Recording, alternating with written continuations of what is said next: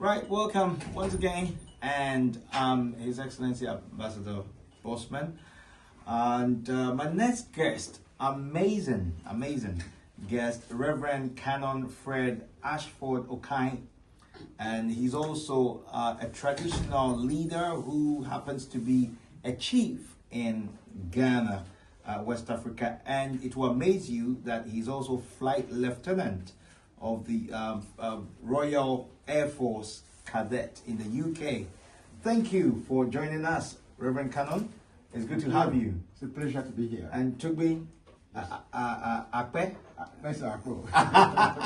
So you came in as a guest for this 2 days symposium.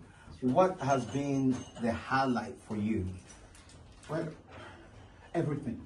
The highlight actually is to see how one person's response to God's call has expanded to this degree, right, almost in a very contagious way.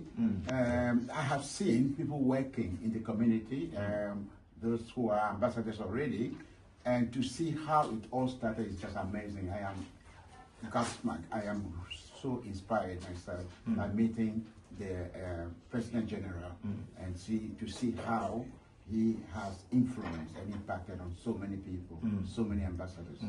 I mean, because this is a short interview, yes, and this will be probably my last question. With your background as a Reverend Canon and being in Ireland for all those years, a major part of your service, what would you say is CICA needed in the community? What CICA needs to do in the community is already being done. CICA, the individuals that I have met, the ambassadors, are doing marvelous work, are chaplains already, and they are great ambassadors. Right. What we need to do, I think so. I am an aspiring ambassador. That's a good one. That's what I wanted to hear. Okay. Yes, and I do hope that the good work will continue.